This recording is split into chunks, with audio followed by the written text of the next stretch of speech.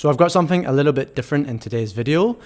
I'm going to go through an audit that I did for one of my students, Leona. So she's kindly said I can use it for content. So yeah, it's probably going to be quite helpful because you're going to get to see an actual account that is not using any of the methods I teach yet, and how I sort of assess that, look into the campaigns, tell her what is happening, some of the strategy, and answer some of her questions as well, for her to prepare to then go and start introducing some of the stuff that she's learned in the course and hopefully improve the account, but also to see, is this stuff relevant for her business and things. So I think it'll be quite interesting. And if you have any questions on it, leave them in the comments and I will answer them as best I can. So remember, this is just an audit. I've not actually run the account, so there's only so much I will be able to answer, but I do think it is quite interesting to see. Hey, so what we're going to do is I'm going to go through all your questions and provide some insight, some suggestions, as well as things I've picked up on just going through the account. So I want to quickly, first of all though, just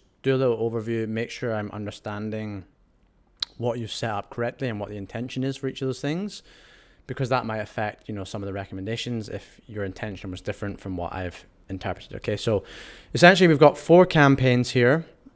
Your main campaign is this ASC campaign, $100 a day, with a 1% customer cap. And then you're basically advertising a bunch of different products via different creatives, all in that one ASC campaign. So looking at the URLs, I see there's all these different URLs. Now, I've not gone into this in any detail, looked at the actual products. I've had a look at like 1 or 2, and I'm assuming these are different products, and from what you're saying, they're different products for different people, as that was one of your questions. So we'll cover that in a moment. You then also have your traffic campaign, and given by the name, I'm assuming this is something that a Meta marketing specialist, as in the people from Meta, has recommended you on one of their support calls, because they're always trying to push full funnel. So you've got $50 going into that. And then the way that's set up is that is essentially sending people to pages, different pages that have what I am interpreting as a mix between a blog and a lead magnet. Okay. So yeah, you're going to there with that, which is interesting, I must admit. And then we have 2 campaigns that are doing retargeting with carousels. So one of these has actual custom audience in it, this one. So you have some different custom audiences. You're doing engagement and website visitors. To be honest, with DPAs, I tend to stray away these days from running them on engagement. I would just tend to use it on people who visited, or I just leave it open and just let the algorithm send it to where it's going to be sent. And then you have another one which is saying that it's meant to be 60-day visitors, but if I look at the targeting, there is no targeting, which means, I don't know if this has been duplicated and it's been removed by Meta and someone's just not noticed when they've relaunched it. But yeah, this doesn't seem to be targeting, it's full funnel. But looking at the actual frequency, the frequency is high. So even though it's full funnel open targeting, you can see that this is doing its function of remarketing to people. But my real question is, well, why do you need 2 of them? Could we put all of them into basically one? Because when you have a multi-channel sort of marketing system, advertising system, like you do where most of your spend's really on Google, you can't really actually rely on these numbers. They don't mean anything, which I'll go into in more detail as well with other points. And because they don't mean anything, it means that, you don't really know if this one is actually doing better than this one. Even though it's showing 19x and 11x, we don't actually know if we know these are not the correct numbers. This is definitely not what's happening on Facebook. This is over attribution from the other channels, but we don't actually know is it even the situation that this one is better than this one, because they're operating in different environments. The only way you know is if they're in the same environment, i.e. we take the ads here and put them into this one, and whatever is getting the most spend is what is doing the actual performance that the overall is that you're seeing. Okay, so yeah, that would be my question. Why have we got 2? Do we need to have 2? And yeah, that's really setting the background, I think. So your product is these diaries as well. Very, very niche market. And I do see that the AOVs look to be, around about, well, not the AOVs, the actual product values look to be lower, $34, $20. But from what I'm seeing in your triple whale, your average order value is over $80. So is there a thing where people are buying multiple, or is it something where, people are buying multiple of the same diary and giving it to their colleagues? Or is it something where people buy like a couple of different diaries for different things that they fulfill in their role as an educator? So that's maybe one question to answer for me, because I think there's an opportunity to be doing bundles if that is the case. Like you're just selling individual ones. Certainly you can help meta out by getting higher AOV on that front end, and an easy way to do that is just to sell bundles if people are buying them as bundles anyway, and give them a bit of a price benefit to that. Okay, so there's certainly some strategy work that can go into play with this. I think it's a very niche market that I don't know very much about, so it's hard for me to just give you like high level information, but certainly we can look at the actual media buying, and I can answer some of your questions, and that might help you start to think about things and think about how you see Facebook for the future. Okay, so just starting off with your questions, you were saying that your market is selling diaries to childcare workers in Australia, and it's very seasonal because of that. So you have some very loyal repeat buyers, and you're wondering if Facebook is just a waste of time. Is it just reminding people who are going to buy anyway? And what you're trying to do right now is to acquire new customers and not sort of remarket with it. So what I would say to that is we can't necessarily tell if Facebook is a waste of time at this current period of time, because I think your current setup is not optimal. So I would say yes, right now, looking at your triple whale. So if I just go into triple whale actually, so you can see in triple whale, your last 30 days ROAS on Facebook attributed stuff is 2.16. Now you were telling me that the break-even ROAS from the calculation you've done with the tracker that's in the course, the template that's in the course, is spitting out a 2.75x ROAS. So I know you said that's rough, it's not like super accurate, but it does show that you're currently losing money on Facebook. And if you're losing money on Facebook and you're only getting a second order in a year's time, you can correct me on that. Like, is it that people are repeat purchasing quarterly or based on terms, or is it they literally just repeat purchase every calendar year? Let's assume that is the situation. If that's the only time you're getting the recurring revenue, you really don't want to be losing money on the front end on Facebook. That works better when you have things like subscription consumable based products where you can afford to get that front end lost and then you have that extra money coming in, or you have just a brand where you have like gateway products that you can then sell those customers other products, and you're using Meta as just a traffic acquisition source. If you yourself are selling like annual diaries, doing that might be the way to do it, but doing it with conversion campaigns certainly would not, from my perspective, be the best way of doing that. You'd be better doing lead generation or something if you had an annual sales cycle. Okay, so yeah, something to think about really. The other thing that I would say is there are some businesses where Facebook conversion ads are a waste of time, right? Now, I'm not saying that's necessarily the case in your situation, because you can still use Facebook as a tool to help Google convert, and you might have a situation where, even though you're losing money, if you turned off Facebook, maybe the Google stuff would suffer, and actually that balances out. We don't really know. It's hard to really predict that without a third-party attribution tool to look at what the actual contribution of each platform is. But certainly I would think that generating leads, throughout the year and having the budget to do that because you have the Evergreen Google stuff, and then converting them at the end of the year would be a very good strategy, even if it's not the whole strategy, certainly as a supplement to what you're doing conversion-wise. But it may even be the case that, conversion stuff doesn't really pan out even if we improve the account. And certainly I think that would be an opportunity to use Facebook to go, hey, let's just generate leads, and then we have those leads to convert later on in the year. Because I had a brand that was what their strategy was. They were an events company. They ran an event at the end of the year, and we would just spend the whole year generating leads to then sell at the event, and to then convert up into leading to the event. And you'd only really know the performance of the year at the end of the year when the event was finished. So very, very high risk. And we were really pushing them to move into selling stuff throughout the year. Like, can you package up recordings from the event and sell that as other products to kind of pay for your ads, which, I think is something that can also be beneficial, if you have a lower ticket item that you're selling throughout the year, but that's then generating leads. So there's lots of different things to think about, but not something we could go into too much detail on based on what I'm seeing in the account right now. I think really that's an overall question, a strategy to have in your mind.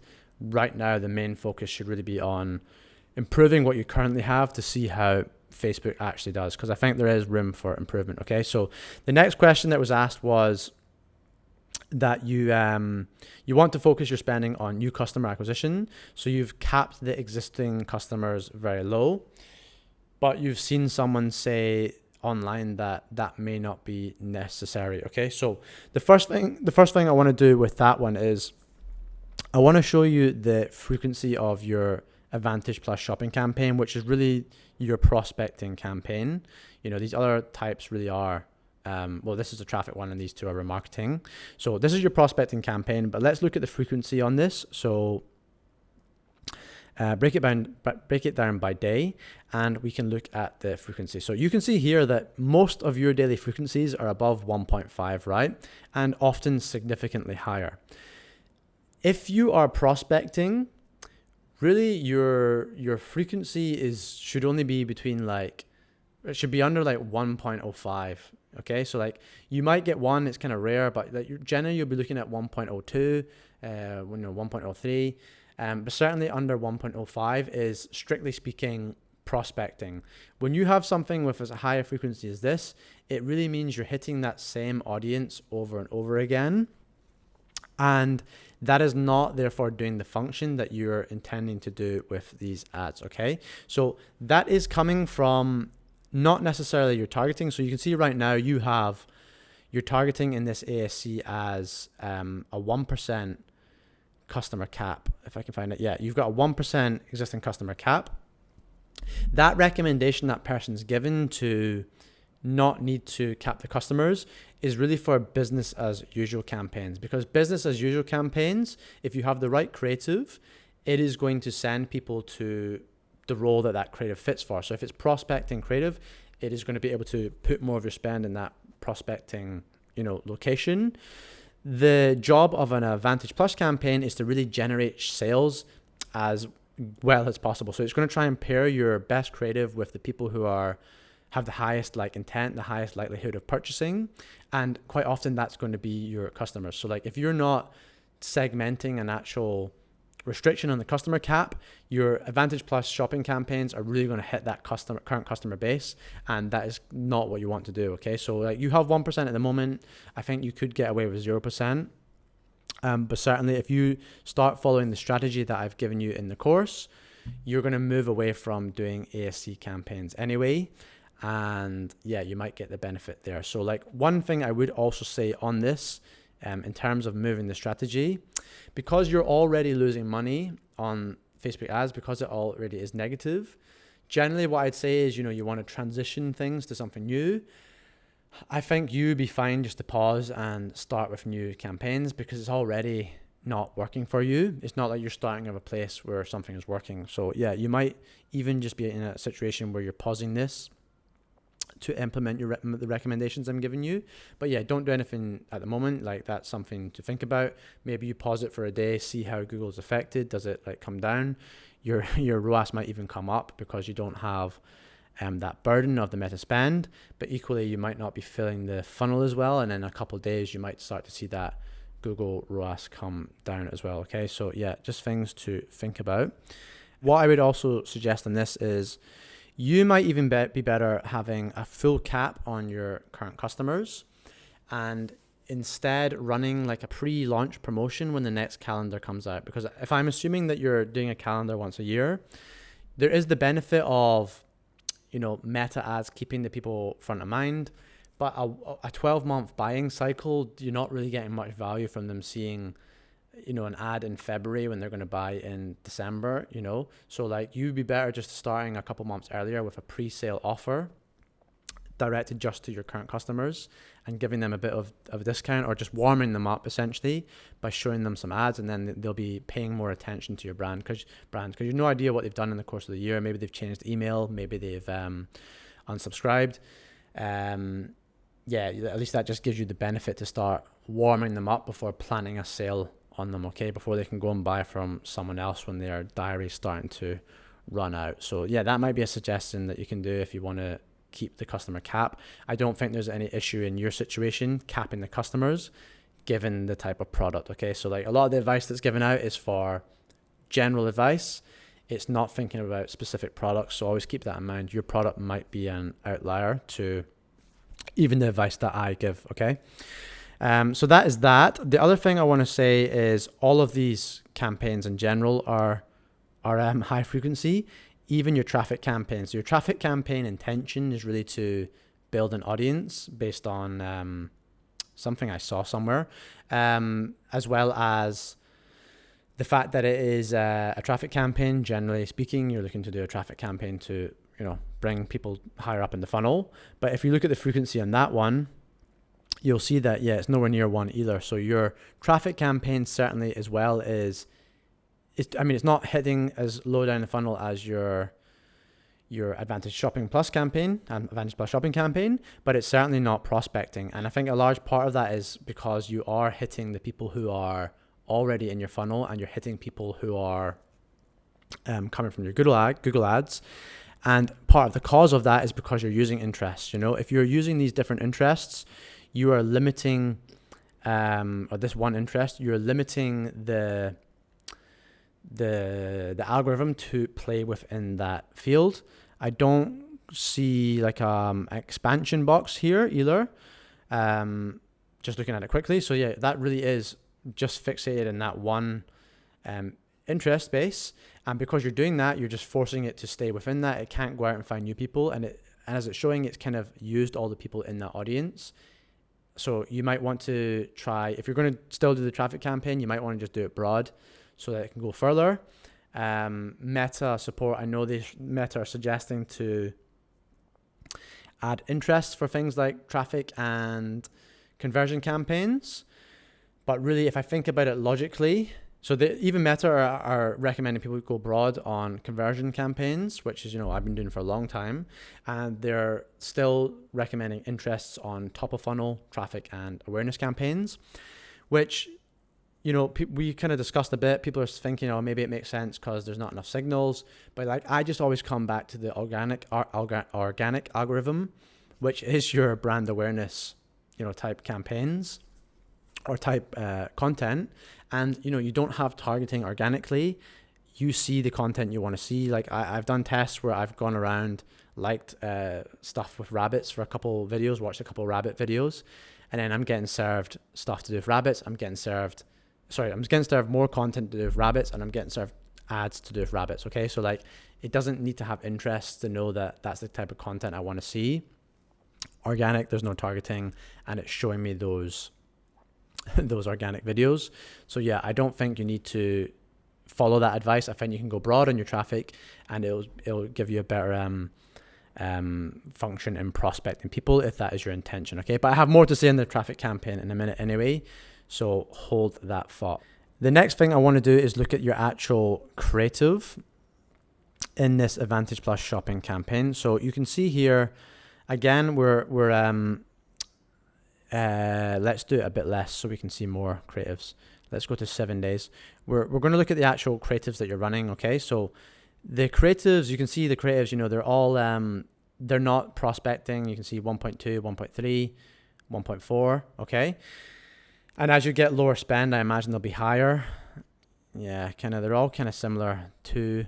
But anyway, just looking at the actual style of the creative. So if I look at it, yes, you're getting a lot of engagement, and yes, Ads Manager is telling you that they're doing well. But remember, these numbers are all a lie. You have Google with such high spend, you can't rely on any of these numbers. I'm just looking at these ads and going, hey, these ads really are by design not geared up for hitting people higher up in the funnel, generating new customers. Like if we look at this ad here, you're running this ad. I don't want this to actually play, but like you're just running an ad where it doesn't really explain anything. It just shows different aspects of the diary, which, that works when people are already aware of the brand because maybe they've seen a Google ad, and it just keeps it front of mind. And you are getting engagement on this, so it's definitely getting served and people are responding to it. But I think that's that sort of bottom of funnel, and that's probably still a good ad for that purpose. But this campaign type has to spend your budget, so it's giving it all this budget that maybe it's just inefficient to get. Okay, you have other ones like I think it's this one where it's quite a good ad, but let me just see if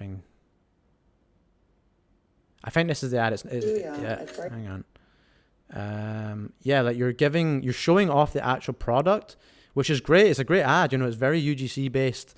People can see what they can do with it. They can, it's going to hook them in because this relates to their work. Like this will attract people. I think it is a good ad, but it's a good ad for people who are already aware of the brand, because you're not really addressing a problem people have. You're not going, hey, and I don't know early careers education. Does everyone use these diaries? Do they is it just a general career thing where everyone would be aware of diaries? You're not hitting a specific problem about organization, but even if you were, not everyone knows that your diary is solving a certain problem. So maybe other diaries have an issue, or maybe digital diaries have an issue where they have this drawback or that drawback, and your diary has a benefit to that.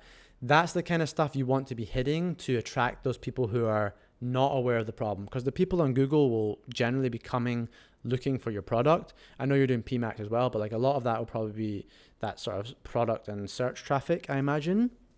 So they know what they're looking for already. They know the problem, and that's a much smaller market segment than the people who aren't aware of the problems they're having, as well as that's really the pool of people that Facebook works well in. The people who are higher up the funnel, that's really where it plays well if it's going to supplement what you're doing on Google. Okay, so yeah, something to think about the creative. There is creative stuff in the modules. Certainly watch the stuff about Eugene Schwartz, where I go into those different levels and the different messaging, and that feeds back into creative as well, that you would use to hit those different audience segments. Okay, that will really help you, I think, to think about what you're doing with your creative. And hey, it might be the case that actually this is the role of Facebook, that you are using these types of creative to just have a reminder and remarket to people, but that's changing the strategy we're using Facebook for and turning it into more of a sort of remarketing platform. And that would change how we're thinking about developing our creative, as well as the spend that's going into Facebook and how we're measuring different things, right? So that really is everything on the first question. Your next question was that you have two distinct audiences. One is childcare, which is your main revenue, and the other is tradies. And you want to know, should you separate the campaigns for those two? And then maybe even segment the childcare one into 3 roles or sectors, as they have role-specific products. Okay, so with that, I would say yes, you want to be segmenting your campaigns per avatar, right? So this campaign, as you have it, you've got all these different products in it. If these people buying one product would not be buying another product, if it's completely irrelevant to them, then we don't want to have that in the same campaign, because as you see in this situation, a couple of ads are getting most of the spend and everything else is not getting spent. So if we go to a wider time frame, we go to the max, you can see here, you're getting 5,000 spent there versus this one is getting 400, right? So if this is for a product that is let's say this is the most popular product, but it's just not a good creative, your campaign's not going to give that any spend, and your business is in a bad position because you're not getting traffic to the product that is actually your best revenue generating product, which is why you'd want to have the different products per avatar in separate campaigns, because you're going to be bringing the right people into the business and they're going to be finding those other products, even if the actual product they're coming in on isn't the one that generates you the most revenue, right? So that's kind of what you're wanting to do. You want to segment them into the relevant avatars. But yes, of course, if that avatar would buy multiple products, if you have like in your, what you're saying, if you want to segment your early career avatar into like 3, if that avatar doesn't buy all those individual products, yes, have 3 separate campaigns. But if that avatar would buy all of those products, you just want to keep that one high level avatar as that campaign, because the people coming in could buy from any of those ads. Okay. Now, one thing I would say with that as well, though, because you have an account where we don't have the third-party attribution, we have so much spend on Google, and you can't rely on these numbers. I think that process would be better to gradually introduce. So what I mean by that is, I think you're better in this type of account to have it super consolidated. Start with one campaign and have everything else turned off, and see how that is contributing to your overall and triple whale, because that's the only real source of truth we have right now. We don't have the ability to look at individual campaigns. So if you just launch all 3 campaigns, you'll have different numbers, but you really have no idea what is actually performing the best. Okay, so I'd probably introduce one, see how it's doing, then introduce a second campaign for another avatar, and see how your sales of that particular product that's been advertised are going up. Like, you have to be a bit more manual and rudimental how you're doing this when you don't have the ability to see things. Okay, so yeah, that's maybe what I would do with that, and then gradually introduce other campaigns as and when you can see there's a benefit and you can trust a bit more in the numbers. So the numbers are never going to be accurate, but what they can give you is a baseline, and you can say, is this better or worse than how my campaign was performing previously, kind of idea. Okay, and then at some point, maybe it would be good to get a third-party attribution tool if you get more spend coming out of Meta and you want to get more detailed in what you're doing. Okay, but I know they're very expensive, so it's not worthwhile if you don't have the spend. Like, just trust in what Meta's doing and know it's doing something to your overall funnel. Okay, so next question, let's take a look. You said, it's worth to note that you are thinking of using creative that is non-year specific. So you mean that you're nearing the end of the 24 diaries, you'll be ramping up for 2025 soon. Okay, except for the product carousels, and you want to have non-year specific product URLs to send the ads to, and then run that continuously, because if they're keepers, you're not going to be ending up hitting a 404 when the next year's diaries come on sale. Okay, so with that, there's 2 things. One thing you can do to avoid having to switch out your ads to, like having the error of the actual landing page, you can keep the landing page URL evergreen, and then all you have to do is change the page that has that URL, and then your ads are still sending traffic to the same landing page. You don't have to edit the actual ad, but obviously that URL destination behind it is changed. So that's something you could do if you want to just keep the same ads. I'm of the sort of train of thought that even though you could have an ad running that is for, let's say you're running an ad that has a 2022 diary in it, and we're now on 2024, if that ad is still performing, who cares?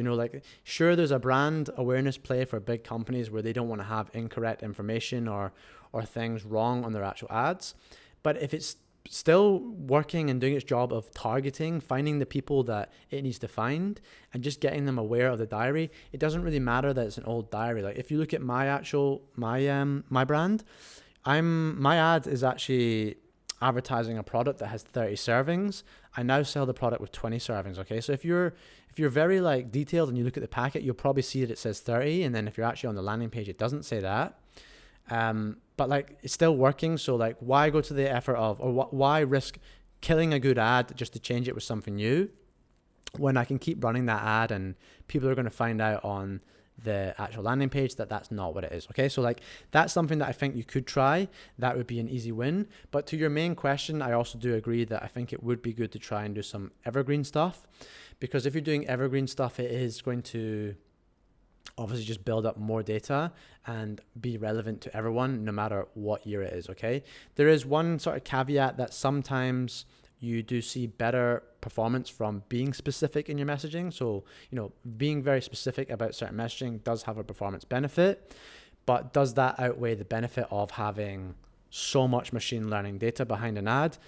Who knows? What I think would be good to have is like an evergreen ad, and run the specific messaging as well alongside it to see if you can get a spike in your traffic, okay? And just to finish up, I want to talk about this traffic campaign. So let's just segment it here. In fact, let's just keep it there. So like looking at this traffic campaign, you know, if you look at Ads Manager, I don't know like how much you trust in the numbers or like what the Meta performance marketing person is saying, but certainly I know in the past they've looked at the numbers in Ads Manager and they'll base their like information on that. They'll be like, hey, look, that you can see this is doing better, or they'll talk about case studies that they've done in Meta, and this is showing that, you know, traffic campaigns or something are worthwhile doing.